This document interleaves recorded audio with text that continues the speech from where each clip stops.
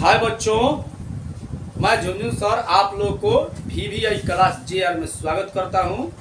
और आज हम लोग चर्चा करते हैं इंटर के भूगोल पे।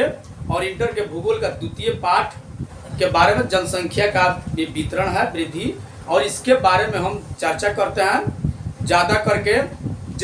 उसमें जनसंख्या में यानी कुल जनसंख्या क्या है, किसी भी क्षेत्र के यानी जितने लोग हैं, बूढ़े, बच्चे और जवान लोग, युवावस्था के सभी लोग को मिलाकर, लड़के लड़की सबको मिलाकर, और उन क्षेत्र का जो है बिल्कुल हम इकाइयों को और दूरियों को नाप लेते हैं। इस तरह से घनत्व भी निकल जाता है और कुल जनसंख्या यही आता है। और इसमें हम पढ़ते हैं, एक प्रश्न आता है कि जन्म दर क्या है, यानी जनसंख्या के जन्म दर क्या है। तो मैं बता दूं आप लोग को कि जन्म दर का मतलब होता है कि 1000 किसी विशेष क्षेत्र में 1000 जो बच्चे जन्म लेते हैं, उनमें जो है जो लड़के मरने के बाद से जीवित बच जाते हैं, यानी जीवित बच्चों को संख्या को हम जन्म दर कहते हैं। जन्म दर का मतलब होता है 1000 जन्म लेने वाले बच्चों में से जीवित बच्चों की संख्या को हम जन्म दर कहते हैं। और इस तरह से एक और प्रश्न आता है, मृत्यु दर क्या है।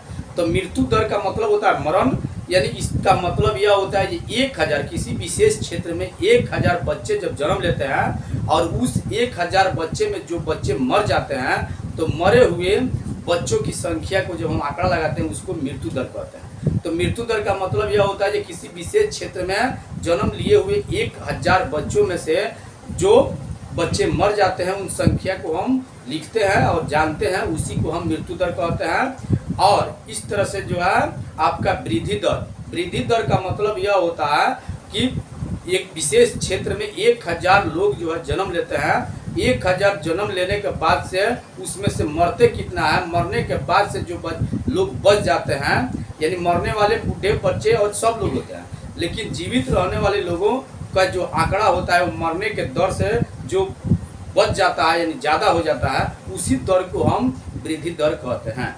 और इस तरह से हम जान सकते हैं हमारी जनसंख्या के कुछ ऐसी गतिविधियाँ, समस्याएं हैं जिसमें आता है प्रवास। यानी प्रवास का मतलब होता है यानी परवास, यानी एक जगह से दूसरे जगह पर जाने की प्रक्रिया, आवास की प्रक्रिया को हम परवास कहते हैं।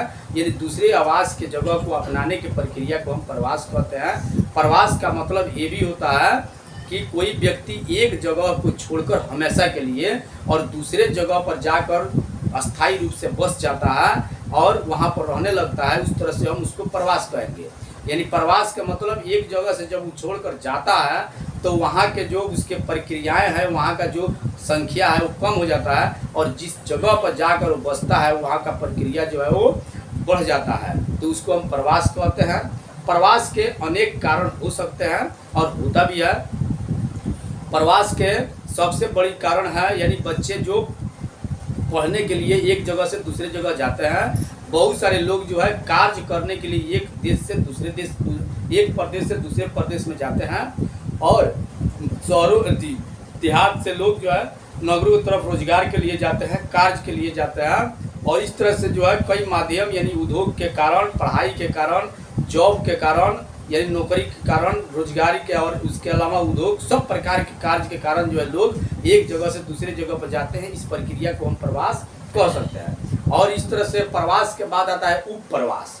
उपप्रवास का मतलब होता है, और प्रवास के मतलब जो हमेशा के लिए चले जाना और दूसरे जगह पर शिफ्ट हो जाना, रह जाना, इसको हम कहते हैं प्रवास। लेकिन उपप्रवास का मतलब यह होता है कि इसमें जो है लोग अपने अस्थायी घर को छोड़कर और दूसरे प्रदेश में, दूसरे राज्य में कमाने के लिए चल जाते हैं, कार्य करते हैं। 6 महीना, 5 महीना, 2 महीना, 3 महीने के लिए वो अपने घर से दूर रहते हैं और उस जगह पर जाकर रहते हैं। और जब उनका समय होता है, कुछ रुपया कमा लेते हैं, या किसी फंक्शन या किसी शादी विवाह या कोई भी अपने फेस्टिवल के सेलिब्रेटिंग पे जो है वहाँ से अपने घर पर आ जाते हैं और अपने घर पे आते हैं, रहते हैं, फिर पैसा कमाने के लिए वो दूसरे प्रदेश में चले जाते हैं कुछ दिन के लिए। यह प्रक्रिया जो है उपप्रवास होता है।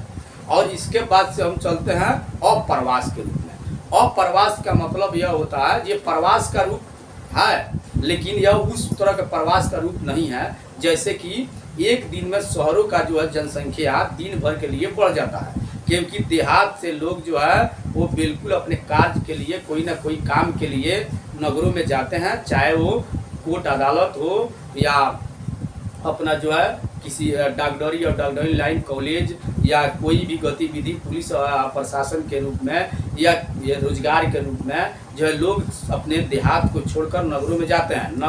नगर जो है वो दिन भर के लिए उनकी जनसंख्या जो दुगुनी बढ़ जाती है, फिर रात होते होते लोग जो है फिर अपने कार्य को करके अपने घर लौट जाते हैं। तो दिन भर के लिए जो वो प्रक्रिया है, जो जनसंख्या शहरों का बढ़ जाता है, ये अभी प्रवास है, दिन भर के लिए देहात खाली हो जाता है और नगर भर जाता है। इस तरह की प्रक्रिया जो है अप्रवास है, यानी दिन के लिए, इसको हम दिक् परिवर्तन भी कहते हैं।